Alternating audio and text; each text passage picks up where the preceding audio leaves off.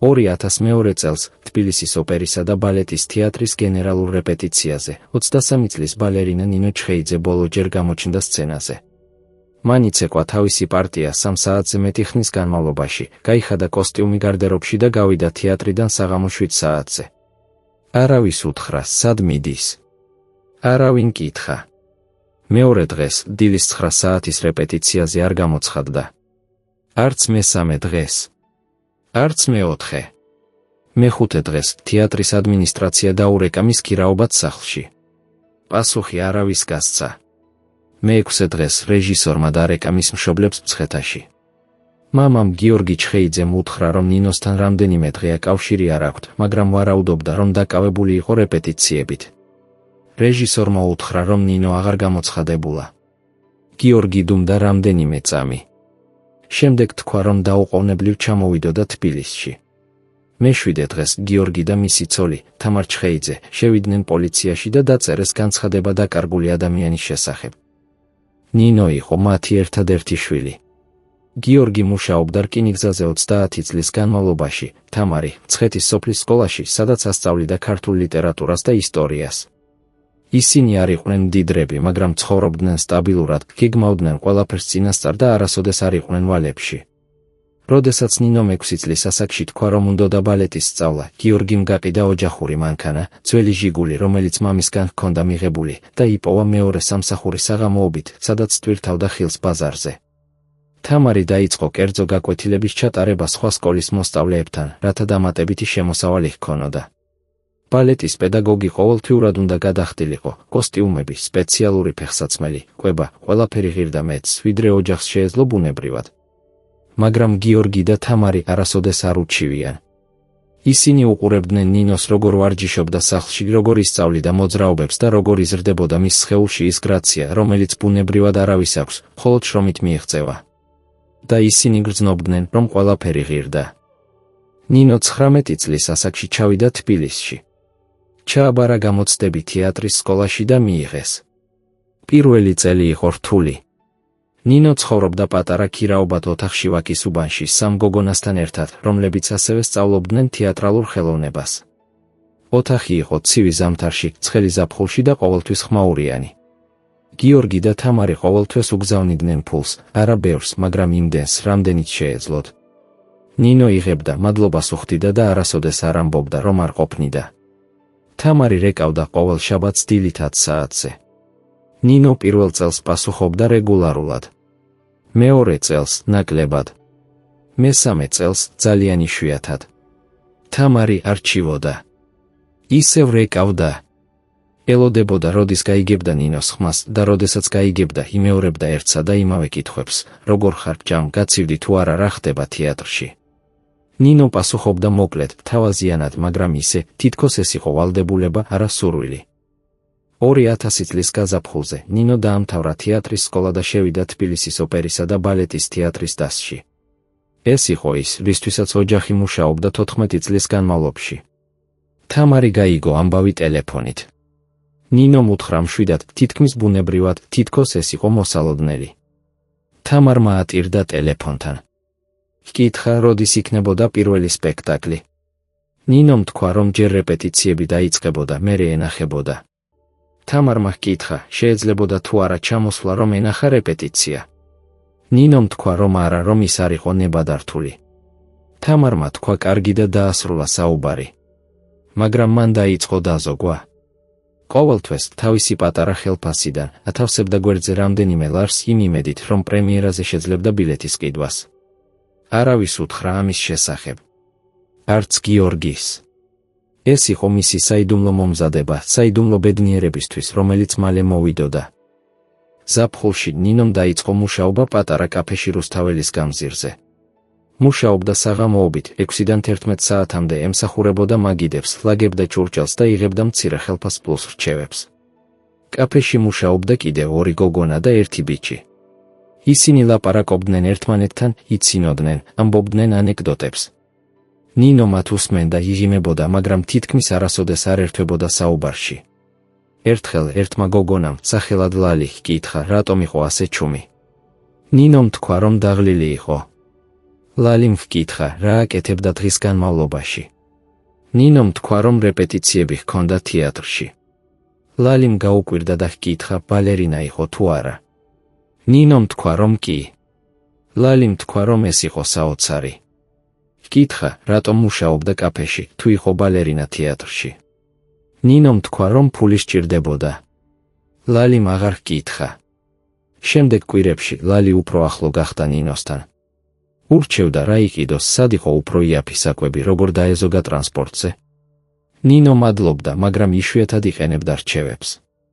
ისე ჩანდა, თითქოს მას უკვე ჰქონდა თავისი სისტემა, თავისი წესი და არ უნდოდა მისი შეცვლა.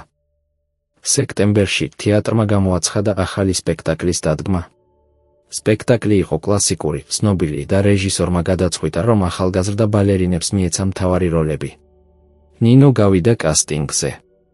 იცეკვა თავისი ვარიაცია, რომელიც ასწავლა პედაგოგმა. რეჟისორი უყურებდა დუმილში. ბოლოს, როდესაც ნინო დაასრულა, რეჟისორმა თქვა ერთი სიტყვა, კარგი. 2 კვირის შემდეგ გამოაცხადეს, რომ ნინომ მიიღო მთავარი როლი. ეს იყო უდიდესი მიღწევა მისი მოკლე კარიერისთვის. თამარმა გაიგო ამბავი არა ნინოსგან, არამედ ნათესავისგან, რომელმაც წაიკითხა გაზეთში. თამარი დარეკა ნინოს. ნინომ არ აიღო ტელეფონი. თამარმა დატოვა შეტყობინება. ნინომ დაურეკა 2 დღის შემდეგ. თამარმა ჰკითხა, რატომ არ უთქვა. ნინომ თქვა, რომ დაივიწყა. თამარმა ჰკითხა, როდის იქნებოდა პრემიერა. ნინომ თქვა, რომ ოქტომბრის ბოლოს. თამარმა ჰკითხა, შეეძლებოდა თუ არა ჩამოსვლა. ნინომ დუმდა რამდენიმე წამი. შემდეგ თქვა, რომ ბილეთები იყიდებოდა უკვე და ძვირი იყო. თამარმა თქვა, რომ არ აწუხებდა ფასი. ნინომ თქვა, რომ მაშინ კარგი. თამარმა ჰკითხა, როგორ გრძნობდა თავს. ნინომ თქვა, რომ კარგად. თამარმა ჰკითხა, იყო თუ არა ბედნიერი. ნინომ თქვა, რომ კი. მაგრამ ის ამბობდა ისე, თითქოს კითხვა იყო გამოცდა, რომელიც უნდა ჩაებარებინა სწორად. იმ კვირებში ნინო მუშაობდა რეპეტიციებზე დილიდან 3 საათამდე, შემდეგ მიდიოდა კაფეში, მუშაობდა საღამომდე და ბრუნდებოდა ქირაობად ოთახში 11 საათის შემდეგ. საძინებელ ოთახში 3 გოგონა უკვე იძინებდა. ნინო ჩუმად შედიოდა, იხდიდა უნიფორმას, იბანდა და იცვა თავის ლოგინზე. ზოგჯერ ღამის 2-3 საათზე ის იღვიძებდა ფეხის ტკივილით. ის ლოგინზე იჯდა, კრუნჩხავდა ფეხებს და ელოდებოდა, სანამ ტკივილი გაივლიდა. არასოდეს არ უჩივია არავის. არც ლალის, არც თეატრის ექიმს, არც დედას. ის უბრალოდ ელოდა. და დილით ისევ წამოდგებოდა, ისევ მიდიოდა თეატრში და ისევ იწყებდა. ერთ შაბათს, ოქტომბრის დასაწყისში, თამარმა დარეკა დილის 9 საათზე. ნინო ჯერ არ გაუვიძებია. ტელეფონმა დარეკა 5 ჯერ, სანამ ნინო მაიღო. თამარმა ჰკითხა, იძინებდა თუ არა. ნინომ თქვა, რომ კი. თამარმა ჰკითხა, რატომ, შაბათი ხომ იყო.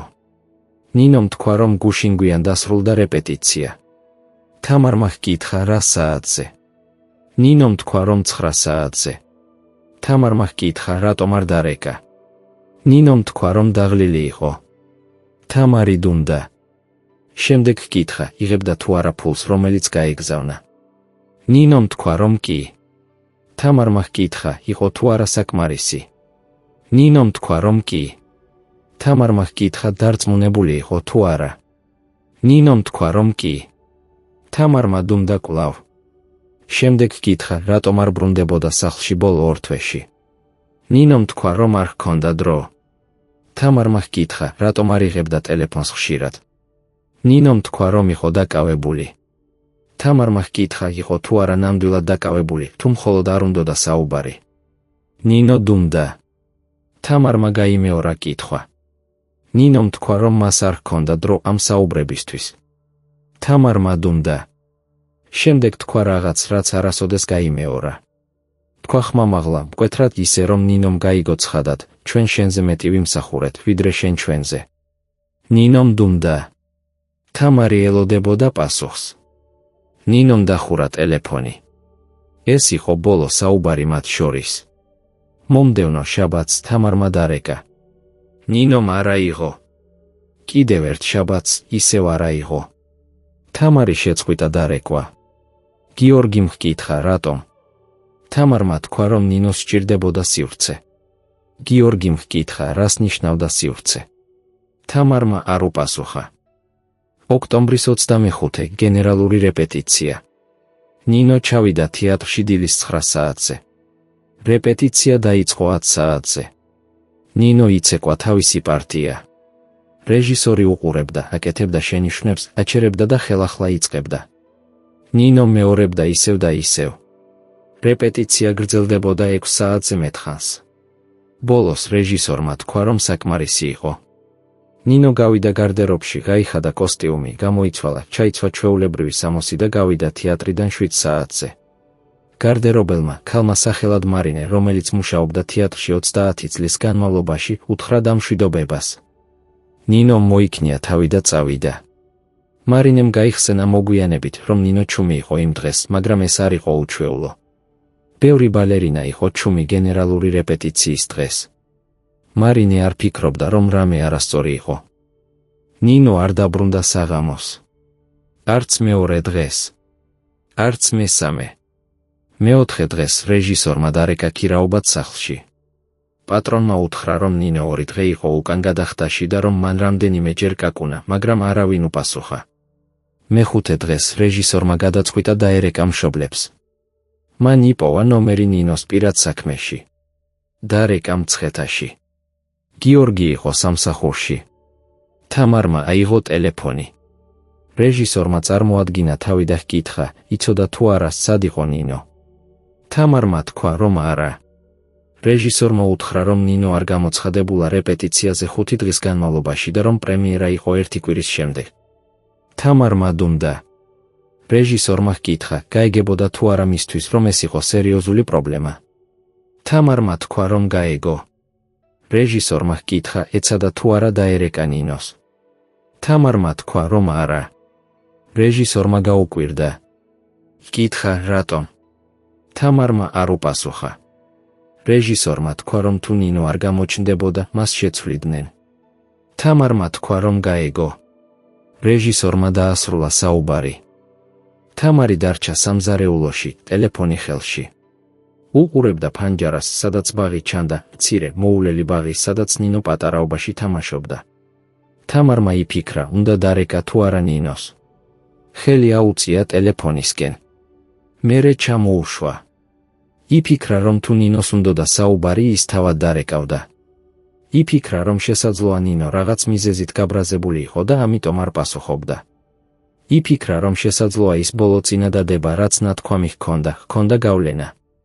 მაგრამ მერე იფიქრა, რომ ეს იყო სულ 3 კვირის წინ და ნინო იმის შემდეგ სამსახურში მუშაობდა ნორმალურად, ამიტომ შეუძლებელი იყო, რომ ეს ყოფილიყო მიზეზი. თამარმა არ დარეკა. საღამოს, როცა გიორგი დაბრუნდა სამსახურიდან, თამარმა უთხრა რეჟისორის ზარის შესახებ.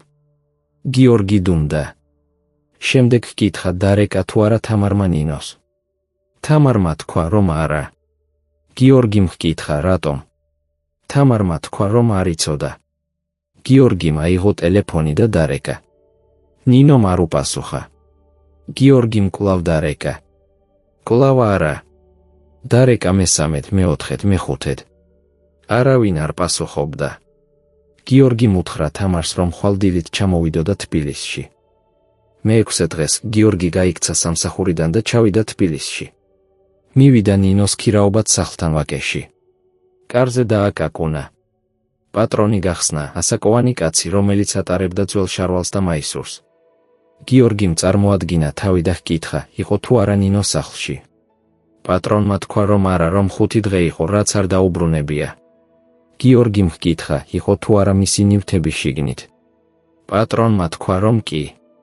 გიორგიმ ჰკითხა, შეიძლებოდა თუ არა შესვლა. პატრონმა თქვა, რომ არა, რომ ეს იყო კერძო საკუთრება. გიორგიმ ჰკითხა, თუნდაც 1 წუთით. პატრონმა ისევ თქვა არა. გიორგიმ უთხრა, რომ მისი შვილი დაკარგული იყო. პატრონმა დუმდა. შემდეგ თქვა, რომ 1 წუთი. გიორგი შევიდა პატარა ოთახში. ოთახი იყო დაახლოებით 12 კვადრატული მეტრი. 4 ლოგინი, 1 მაგი და 1 კარადა. ნინოს ლოგინი იყო ფანჯრის გვერდით. მის ლოგინზე იყო პატარა ჩანთა, სადაც სავარაუდოდ იყო კოსტიუმები. კარადაში იყო რამდენიმე სამოსი, არა ბევრი. გიორგიმ გახსნა ჩანთა. იქ იყო ბალეტის ფეხსაცმელი, ერთი წყვილი ტრენინგი და პატარა პირსაბანი. არაფერი მეტი. გიორგიმ ჰკითხა პატრონს, იცოდა თუ არა სად შეიძლებოდა ყოფილიყო ნინო. პატრონმა თქვა რომ არა. გიორგიმ მადლობა გადაუხადა და გავიდა. გიორგი მივიდა თეატრში. ჰკითხა, სად იყო რეჟისორი. რეცეპციის ქალმა თქვა რომ რეპეტიციაზე იყო. გიორგიმ თქვა რომ დაელოდებოდა. დაჯდა ლობბიში, ძველ სავარძელზე და ელოდა 2 საათზე მეტი ხნის განმავლობაში. საღამოს 6 საათზე რეჟისორი გამოვიდა. გიორგი მივიდა მასთან და წარმოადგინა თავი. რეჟისორმა თქვა რომ იცნობდა რომ ესაუბრა ტელეფონით მის ცოლს. გიორგიმ ჰკითხა, იცოდა თუ არა რამე ნინოს შესახებ. რეჟისორმა თქვა რომ არა. გიორგიმ ჰკითხა, იყო თუ არა რამე უჩვეულო ბოლო დღეებში. რეჟისორმა თქვა რომ არა, რომ ნინო იყო ჩუმი, მაგრამ ის ყოველთვის იყო ჩუმი. გიორგიმ ჰკითხა, ჰქონდა თუ არა ნინოს მეგობრები თეატრში. რეჟისორმა თქვა რომ არ იცოდა, მაგრამ შეეძლო ესაუბრა გარდერობელს. გიორგი მივიდა გარდერობელთან, მარინესთან. მარინე იყო ქალი დაახლოებით 50 წლის, მოკლე თმით და დაღლილი სახით. გიორგიმ წარმოადგინა თავი და ჰკითხა, ახსოვდა თუ არა ნინო. მარინემ თქვა რომ რა თქმა უნდა. გიორგიმ ჰკითხა, როგორი იყო ნინო ბოლო დღეებში. მარინემ თქვა რომ ნორმალური. გიორგიმ ჰკითხა, იყო თუ არა რამე უჩვეულო. მარინემ თქვა რომ არა. გიორგიმ ჰკითხა, ჰქონდა თუ არა ნინოს მეგობარი, ვინმე, ვისთანაც ლაპარაკობდა. მარინემ დუმდა. შემდეგ თქვა რომ ნინო იყო მარტოხელა. ის მუშაობდა, ვარჯიშობდა, მიდიოდა და ბრუნდებოდა. არ ლაპარაკობდა ბევრს. არ ხვდებოდა სხვებთან. მარინემ დაამატა რომ ბოლო კვირებში ნინო კიდევ უფრო ჩუმი იყო, მაგრამ ეს ხშირად ხდებოდა პრემიერის წინ. გიორგიმ ჰკითხა, ახსოვდა თუ არა რამე კონკრეტული იმ ბოლო დღის შესახებ. მარინემ თქვა რომ ნინო გავიდა 7 საათზე, თქვა დამშვიდობების და წავიდა. არაფერი უჩვეულო. გიორგიმ მადლობა გადაუხადა. გიორგი დაბრუნდა მცხეთაში გვიან საღამოს. თამარი ელოდებოდა სამზარეულოში. გიორგიმ უთხრა რომ ვერაფერი გაიგო. რომ ნინო უბრალოდ გაქრა. თამარმა ჰკითხა რა იქნებოდა შემდეგ. გიორგიმ თქვა რომ ხვალ პოლიციაში წავიდოდნენ. მე-7 დღეს გიორგი და თამარი შევიდნენ პოლიციაში. ინსპექტორი იყო კაცი დაახლოებით 30 წლის, კოსტიუმში დაღლილი სახით. მან ჩაწერა ძირითადი ინფორმაცია, სახელი, გვარი, ასაკი აღწერა, ბოლო ნანახი ადგილი. შემდეგ ჰკითხა, იყო თუ არა პრობლემები ოჯახში. გიორგიმ თქვა რომ არა. ინსპექტორმა ჰკითხა, იყო თუ არა კონფლიქტები, ვალები, რამე უჩვეულო. გიორგიმ თქვა რომ არა. ინსპექტორმა მიმართა თამარს და ჰკითხა, ჰქონდა თუ არა რამე დასამატებელი. თამარი დუმდა. ინსპექტორმა გაიმეორა კითხვა. თამარმა თქვა რომ არა. ინსპექტორმა ჩაწერა ყველაფერი და უთხრა რომ გახსნიდნენ ოფიციალურ საქმეს რომ ეძებდნენ, მაგრამ რესურსი იყო შეზღუდული. გიორგიმ ჰკითხა, რას ნიშნავდა რესურსი შეზღუდული. ინსპექტორმა უთხრა რომ ბევრი საქმე ჰქონდათ და რომ ამ ტიპის შემთხვევებში ხშირად ადამიანები თავად ბრუნდებოდნენ. გიორგიმ ჰკითხა, რა იყო ეს ტიპის შემთხვევები. ინსპექტორმა უთხრა რომ ახალგაზრდა ადამიანები, რომლებსაც ჰქონდათ საკუთარი ცხოვრება და ზოგჯერ არ უნდათ კავშირი ოჯახთან. გიორგიმ თქვა რომ ნინო არ იყო ამ კატეგორიაში. ინსპექტორმა თქვა რომ ისინი ნებისმიერ შემთხვევაში ეძებდნენ. გიორგი და თამარი გავიდნენ პოლიციიდან. გზაში თამარმა არ თქვა არაფერი. გიორგიც არა. კვირები გავიდა. პოლიციამ გამოაცხადა ოფიციალური ძიება. ნინოს ფოტო გაჩნდა რამდენიმე ადგილობრივ გაზეთში, მცირე სტატია, რომელიც აღწერდა მხოლოდ ფაქტებს, სახელი, ასაკი აღწერა, ბოლო ნანახი ადგილი. სტატია არ იყო გვერდის პირველ ნაწილში. იყო სადღაც შუაში, პატარა ხატით. თამარმა იყიდა ყველა გაზეთი, სადაც იყო ნინოს ფოტო. დადო სახლში მაგიდაზე და ყოველდღე უყურებდა. გიორგი ამას ხედავდა, მაგრამ არაფერს ამბობდა. რა უნდა ეთქვა?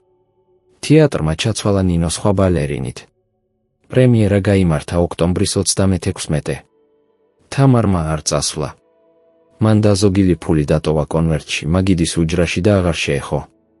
გიორგიმ კვლავ ერთხელ ისაუბრა ინსპექტორთან ტელეფონით. ინსპექტორმა თქვა, რომ გააგრძელებდნენ ძიებას, მაგრამ ამჟამად არ იყო კვალი. კითხა იყო თუ არა რამე, რაც ოჯახმა შეიძლებოდა დაფარა. გიორგიმ თქვა, რომ არა. ინსპექტორმა თქვა კარგი და დაასრულა საუბარი. 2001 წელს ნინოს სახელი აღარ ჩანდა გაზეთებში. საქმე დარჩა ღია, მაგრამ აქტიური ძიება ფაქტობრივად შეჩერდა. გიორგი და თამარი დარჩნენ ორნი სახლში, სადაც ნინოს ოთახი კვლავ იყო უცვლელი. თამარი აგრძელებდა სწავლებას სკოლაში. გიორგი აგრძელებდა სამსახურს რკინიგზაზე. მათ არავის უთხრეს, რომ პოლიცია ფაქტობრივად ვეღარ ეძებდა. არავინ კითხა. თამარს ჰქონდა ძველი ჩანთა, მუქი ტყავის ჩანთა, რომელიც გიორგიმ მიაჩუქა 20 წლის წინ. იმ ჩანთაში ინახავდა ნინოს წერილებს, მცირე ბარათებს, რომლებსაც ნინო აგზავნიდა პირველი წლების განმავლობაში თბილისიდან. იქ იყო რამდენიმე ფოტო და ძველი ბალეტის პროგრამა. თამარი ხშირად იხსნიდა ამ ჩანთას, იჯდა მაგიდასთან და უყურებდა იმ ნივთებს. არასოდეს არაფერს ამატებდა. არაფერი ახალი არ იყო. გიორგი ხედავდა ამას, მაგრამ არ ამბობდა არაფერს. ცნობიერად არ ამბობდა. მეორე წელს გიორგიმ სცადა კიდევ ერთხელ ეძებნა. დაბრუნდა თბილისში, მივიდა იმ სახლთან, სადაც ნინო ქირაობდა. ახალი მაცხოვრებლები იყვნენ. მათ არაფერი იცოდნენ ნინოზე. მეპატრონემ უთხრა, რომ ნინოს ნივთები რამდენიმე თვის შემდეგ გადაიტანა მშობლებმა. გიორგის არ ახსოვდა. მერე გაიხსენა, რომ თამარი წავიდა იქ ერთხელ, მარტო თქვა, რომ ის წაიღებდა ნივთებს. არასოდეს უთხრა, რა იპოვა იქ. არასოდეს აჩვენა ის ნივთები. გიორგი იმ დღეს დაბრუნდა მცხეთაში და არ ჰკითხა თამარს ამის შესახებ. იმიტომ არ ჰკითხა, რომ ეშინოდა პასუხის. მესამე წელს ვიღაცამ დარეკა.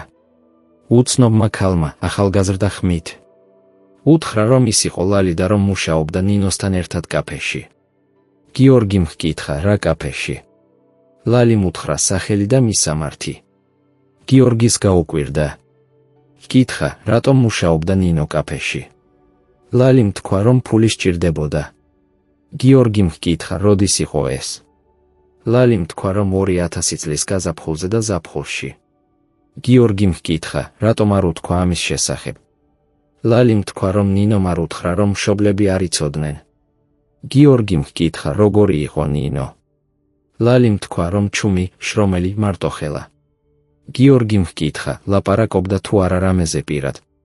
ლალიმ თქვა, რომ არა. გიორგიმ ჰკითხა, რატომ შეწყვიტა. ლალიმ თქვა, რომ ერთ დღეს უბრალოდ არ მოვიდა სამსახურში და აღარ უპასუხა ტელეფონს. გიორგიმ მადლობა გადაუხადა და დახურა ტელეფონი. მან უთხრა თამარს ამ საუბრის შესახებ. თამარმა ჰკითხა, რატომ მუშაობდა კაფეში. გიორგიმ თქვა, რომ არ იცოდა. თამარმა ჰკითხა, იყო თუ არა საკმარისი ფული. გიორგიმ თქვა, რომ ისინი უგზავნიდნენ ყოველთვიურად იმას, რაც შეეძლოთ. თამარმა დუმდა. შემდეგ თქვა, რომ შესაძლოა არ იყო საკმარისი. შესაძლოა სჭირდებოდა მეტი, მაგრამ არ უთქვამს. გიორგიმ ჰკითხა, რატომ არ უთქვამს. თამარმა არ უპასუხა. ის იცოდა პასუხი. გიორგიც იცოდა. წლები გადიოდა ნელა, თითქოს დრო თვითონ არ იცოდა, როგორ გამოიყურებოდა მომავალი ამ ოჯახისთვის. მეოთხე წელს, მეხუთე წელს, მეექვსე წელს ყველაფერი იყო ერთნაირი. გიორგი ბერდებოდა. თამარი აგრძელებდა სწავლებას, მაგრამ საღამოობით გაკვეთილები აღარ ეძლეოდა. საჭიროება აღარ იყო. ნინოს ოთახი რჩებოდა უცვლელი. თამარი შედიოდა იქ ყოველ შაბათს, ხსნიდა ფანჯარას რამდენიმე წუთით, იჯდა ლოგინზე და უყურებდა კედლებს. გიორგი არასოდეს არ შესულა იმ ოთახში ნინოს გაქრობის შემდეგ. არ შეეძლო. მე-7 წლისთვის პოლიციის საქმე ოფიციალურად დახურეს. არ იყო ახალი ინფორმაცია. არ იყო კვალი. გიორგიმ მიიღო წერილი პოსტით, ოფიციალური წერილი, სადაც იყო ჩამოთვლილი პროცედურული მიზეზები და ბოლოს გამონათქვამი, რომ მომავალში ახალი ინფორმაციის შემთხვევაში საქმე შეიძლებოდა ხელახლა გახსნილიყო. გიორგიმ წაიკითხა თამარისთვის. თამარმა მოусმინა და თქვა კარგი. არც ერთმა აღარ ახსენა. მე-14 წლისთვის გიორგი გავიდა პენსიაზე. მას იყო 75 წელი. თამარი კვლავ მასწავლებლობდა, მაგრამ იშვიათად საუბრობდა სახლში.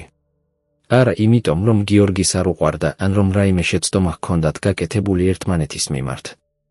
უბრალოდ მათ აღარ იცოდნენ რა ეთქვათ. ყველაფერი, რაც კითხვა იყო, არ ჰქონდა პასუხი. ყველაფერი, რაც წარსული იყო, დგიოდა. მე-15 წლისთვის თამარმა დაიწყო ფიქრი, რომ შეიძლებოდა რამე სხვაგვარად კეთება. შეიძლებოდა ნინოს არ ჰქონდა ის ტვირთი. შეიძლებოდა თამარმა არ ეთქვა ის, რაც უთქვამს. შეიძლებოდა გიორგიმ უფრო ხშირად ელაპარაკა შვილს. შეიძლებოდა ოჯახი უფრო ახლოს ყოფილიყო. ეს ფიქრები მოდიოდა ღამით, როდესაც გიორგი იძინებდა. თამარი იცვა და ითვლიდა წლებს. 14 წელი იყო გასული. ნინო იქნებოდა 37. ან იქნებოდა სხვაგან. ან არ იქნებოდა საერთოდ. თამარი ცდილობდა, ამ ბოლო ვარიანტზე არ ეფიქრა. ცდილობდა და ვერ ახერხებდა. მე-16 წლისთვის გიორგი დაავადდა.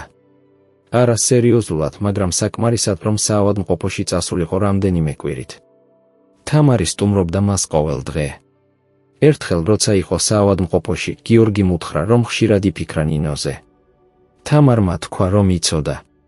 გიორგიმ ჰკითხა, იფიქრა თუ არა თამარმა, რომ შეიძლებოდა რამე სხვაგვარად. თამარმა თქვა, რომ ყოველ დღე. გიორგიმ ჰკითხა, რა ფიქრობდა თამარი, სად იყო ნინო. თამარმა თქვა, რომ არ იცოდა. გიორგიმ თქვა, რომ თავადაც არ იცოდა. ორივე დუმდა. შემდეგ გიორგიმ ჰკითხა, რა უთქვა თამარმა ნინოს იმ დღეს ტელეფონში. თამარმა არ უპასუხა. გიორგიმ არ გაიმეორა კითხვა. კვირის შემდეგ გიორგი გამოვიდა საავადმყოფოდან. არასოდეს აღარ ისაუბრა ამ თემაზე. მე-17 წლის შემოდგომაზე თამარი უეცრად დაავადდა. იყო სწრაფი და მოულოდნელი დიაგნოზი, რომელიც არ მოელოდა. გიორგი იყო მასთან ბოლო დღეებში საავადმყოფოში. ერთ საღამოს, როდესაც თამარი თითქმის ვერ საუბრობდა, მან უთხრა გიორგის, რომ ნინოს ძველი ჩანთა იყო სკოლის საწყობში, იქ სადაც ინახავდა სხვა ნივთებს. უთხრა, რომ იქ იყო ძველი წიგნები, რვეულები და სხვა რამ. გიორგიმ ჰკითხა, რატომ იყო იქ. თამარმა თქვა, რომ უსაფრთხო იყო. გიორგიმ ჰკითხა, რა იყო იმ ჩანთაში. თამარმა თქვა, რომ ნინოს ძველი წერილები. გიორგიმ ჰკითხა, მხოლოდ ძველი წერილები. თამარმა დახურა თვალები და აღარ უპასუხა. შემდეგ ღამეს თამარი გარდაიცვალა. მას იყო 74 წელი. გიორგი დარჩა მარტო სახლში, რომელშიც ცხოვრობდა 41 წლის განმავლობაში. მას გაჭირვებოდა იმის გააზრება, რომ ორივე, ცოლი და შვილი, აღარ იყვნენ. გაჭირვებოდა გააგრძელოს ცხოვრება, მაგრამ არ იცოდა როგორ შეეჩერებინა. მან დაიწყო ნელა მეთოდურად თამარის ნივთების მოწესრიგება. ძველი სამოსი, წიგნები, პატარა ნივთები, ფოტოები. ყველაფერი იყო გაწყობილი, სუფთა, მოვლილი, თითქოს თამარი მზად იყო ამ მომენტისთვის. გიორგიმ ყველაფერი შეინახა ხუთებში და წაიღო სკოლაში, საწყობში, სადაც თამარს ჰქონდა მცირე სივრცე პირადი ნივთებისთვის. იქ საწყობში გიორგიმ იპოვა ის ჩანთა, ძველი ტყავის ჩანთა, რომელიც მან მიუჩუქა თამარს 20 წლის წინ. გახსნა. იქ იყო ნინოს წერილები, მცირე ბარათები, რომლებსაც ნინო აგზავნიდა პირველი წლების განმავლობაში. იყო რამდენიმე ფოტო. იყო ძველი ბალეტის პროგრამა. და იყო კიდევ ერთი კონვერტი, პატარა, თეთრი კონვერტი, რომელზეც არ იყო მისამართი. კონვერტზე იყო ნახატი, მცირე, მარტივი ბალერინის სილუეტი, დახატული მელნით. გიორგიმ გახსნა კონვერტი. შიგნით იყო წერილი, დაწერილი ნინოს ხელით. გიორგიმ წაიკითხა წერილი და გაიგო ყველაფერი. გაიგო, რატომ დუმდა თამარი ამდენი წლის განმავლობაში. გაიგო, რატომ არ გაიმეორა არასოდეს ის, რაც ნათქვამი ჰქონდა. გაიგო, რატომ დაიმარხა ეს ჩანთა სკოლის საწყობში, იქ სადაც არავინ უნდა ეძებნა. გაიგო, რატომ იყო თამარის სახე ისეთი, როგორიც იყო ბოლო 17 წლის განმავლობაში. წერილში ნინო წერდა, რომ მას უჭირდა. წერდა, რომ თბილისში იყო მარტო და რომ თეატრალური ცხოვრება არ იყო ის, რაც წარმოედგინა. წერდა, რომ მუშაობდა ღამით კაფეში, რადგან ფული, რომელსაც მშობლები უგზავნიდნენ, არ ყოფნიდა. წერდა, რომ იცოდა, რომ მშობლებმა ყველაფერი გასწირეს მისთვის და სწორედ ამიტომ ვერ უთქვა, რომ მას ვეღარ შეეძლო. წერდა, რომ იმ დღეს, როდესაც დედამ დარეკა და ჰკითხა, რატომ არ ბრუნდებოდა და რატომ არ იღებდა ტელეფონს, მან ვერ უთხრა სიმართლე. წერდა, რომ დედამ მაშინ უთხრა, ჩვენ შენზე მეტი ვიმსახურეთ, ვიდრე შენ ჩვენზე. წერდა, რომ ეს იყო ის წინადადება, რომლის შემდეგაც ის ვერ აიტანდა უკან დარეკვას. არა იმიტომ, რომ არ უყვარდა დედა. არა იმიტომ, რომ სიძულვილი ჰქონდა. არამედ იმიტომ, რომ გაიგო, რომ მისი არსებობა თავისთავად იყო ვალდებულება. წერდა, რომ არ იცოდა როგორ ეთქვა დედისთვის, რომ დაიღალა, რომ ვეღარ უნდოდა იმის გაგრძელება, რაც მშობლებს ჰქონდათ დაგეგმილი. წერდა, რომ უნდოდა წასვლა, მაგრამ არა ბრაზით ან სიძულვილით. უბრალოდ სიმშვიდით. წერდა, რომ იქნებ მოგვიანებით აეხსნა. იქნებ მოგვიანებით ბრუნდებოდა. მაგრამ მაშინ იმ მომენტში არ შეეძლო. წერილი დასრულდა ერთი ხაზით: ვიცი, რომ თქვენ იქნებით ბრალდებულნი, მაგრამ დაიჯერეთ, მე ვარ ის, ვინც არ გაბედა სიმართლის თქმა და ამიტომ არჩია დუმილი. წერილი არ იყო დათარიღებული. მაგრამ გიორგი მიცოდა, რომ ეს დაწერილი იყო იმ დღეებში, როდესაც ნინო გაქრა. შესაძლოა იმ ბოლო საღამოს, როდესაც თეატრიდან გავიდა. შესაძლოა იმ ღამეს, ქირაობად ოთახში, როდესაც მიიღო გადაწყვეტილება. წერილი არასოდეს გაიგზავნა. ნინო მის დატოვა თავის ნივთებში, შეიძლება იმ იმედით, რომ ვიღაც იპოვიდა. ან შეიძლება იმ იმედით, რომ არავინ იპოვიდა. თამარმა იპოვა, როდესაც ნინოს ოთახში შევიდა იმ ქირაობადის სახლიდან ნივთების ასაღებად, რამდენიმე თვის შემდეგ. წაიღო წერილი, შეინახა ჩანთაში, მაგრამ არასოდეს აჩვენა გიორგის. არასოდეს უთხრა პოლიციას. არასოდეს ისაუბრა ამაზე არავისთან. რადგან წერილი იყო მტკიცებულება იმისა, რომ თამარმა ბიძგი მისცა. რომ ის წინადადება, რაც ნათქვამი ჰქონდა, იყო ბოლო წერტილი იმ ურთიერთობაში, რომელიც უკვე დაძაბული იყო. თამარი ცხოვრობდა ამ ცოდნით 17 წლის განმავლობაში. ცხოვრობდა და ელოდებოდა, როდის დაბრუნდებოდა ნინო, რომ ეთქვა, რომ არ იგულისხმა. რომ შეცდომა იყო. რომ უყვარდა. მაგრამ ნინო არასოდეს დაბრუნდა. თამარი მოკვდა ამ ლოდინით და ამ ცოდნით იმისა, რომ მისი სიტყვები გახდა ის, რაც გაანადგურა ყველაფერი. გიორგი ისევ და ისევ კითხულობდა წერილს. ცდილობდა გაეგო, სად იყო ნინო.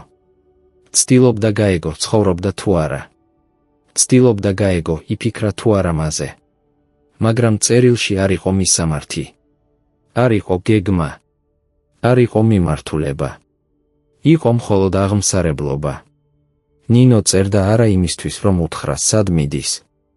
წერდა იმისთვის, რომ ეთქვა, რატომ ვერ რჩებოდა. გიორგიმ დაიწყო ძიება ხელახლა. მაგრამ უკვე არა პოლიციის დახმარებით. დარეკა ძველ კოლეგებს, მეგობრებს, ნათესავებს. ჰკითხა, იყო თუ არა ვინმე, ვინც რამე მოისმენდა ნინოზე ბოლო წლებში. ყველამ თქვა, რომ არა. ზოგიერთმა დაამატა, რომ შესაძლოა სხვა ქალაქში იყო. შესაძლოა სხვა ქვეყანაში. შესაძლოა უბრალოდ უნდოდა, რომ მარტო ყოფილიყო და ახალი ცხოვრება დაეწყო. გიორგი ესმოდა ყველას და არ იჯერებდა. რადგან ნინომ თუ უნდოდა გაქცევა სრულად, შეეძლო ეს გაეკეთებინა ისე, რომ კვალიც არ დარჩენოდა. მაგრამ არ გააკეთა.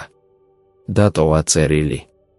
წერილი, რომელიც თამარმა იპოვა და დამალა.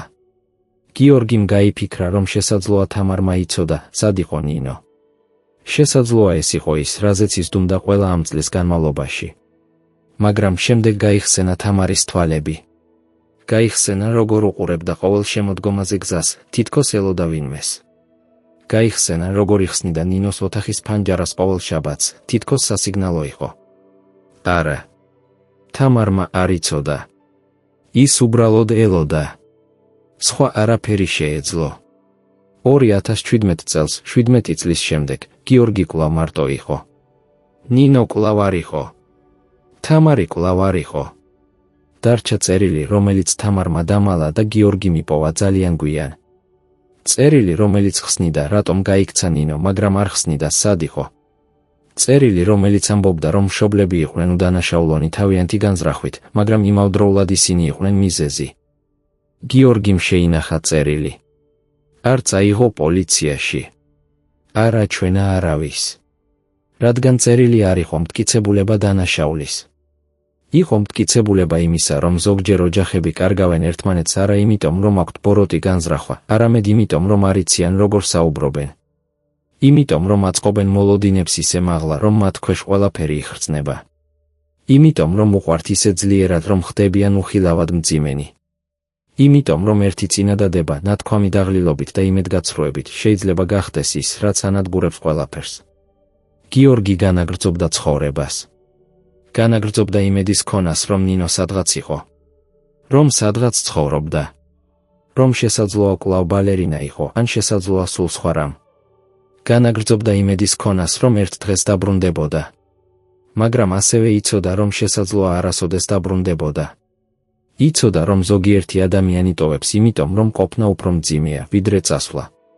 იცოდა, რომ ზოგჯერ სიყვარული არ არის საკმარისი, თუ ის სიყვარული ხდება ტვირთი.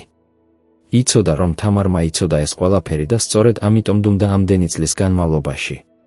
რადგან ის ერთი წინადადება, რაც ნათქვამი ჰქონდა, იყო ის, რაც ვერასოდეს უნდა ნათქვამიყო. და რადგან ამის უკან დაბრუნება შეუძლებელი იყო. და რადგან იცოდა, რომ ის წინადადება იყო ის, რაც გააგრძელა მის შვილს ვერ მოუბრუნებინა. 2019 წელს გიორგიმ დატოვა სახლი მცხეთაში. გადავიდა პატარა ბინაში თბილისში, ვაკეში, იმავე უბანში, სადაც ოდესღაც ნინო ცხოვრობდა. წაიღო მხოლოდ ის, რაც აუცილებელი იყო. დატოვა ნინოს ოთახი უხებელი. დატოვა თამარის ნივთები ხუთებში. წაიღო წერილი. მხოლოდ წერილი.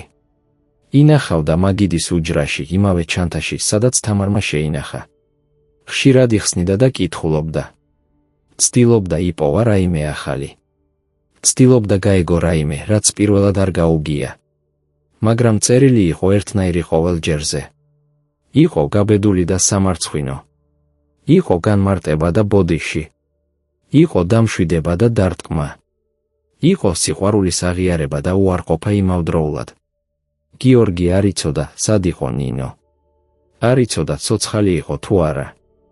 მაგრამ იცოდა, რომ 2000 წლის იმ შემოდგომაზე, როდესაც თამარმა უთხრა ის, რაც უთქვა, ნინო გაიქცა არა იმიტომ, რომ არ უყვარდა ოჯახი. გაიქცა იმიტომ, რომ ძალიან უყვარდა. და სწორედ ეს იყო ყველაზე ტკივილიანი. რადგან სიყვარული, რომელიც აქცევს ადამიანს უხილავად დამოკიდებულებად, არის ყველაზე ძლიერი და ყველაზე სამარცხვინო. სიყვარული, რომელიც იძლევა და ითხოვს იმავდროულად, არის ყველაზე საშიში. და სიყვარული, რომელიც იწყება მსხვერპლით და მთავრდება დუმილით, არის ის, რაც აღარასოდეს გამოჯანმრთელდება.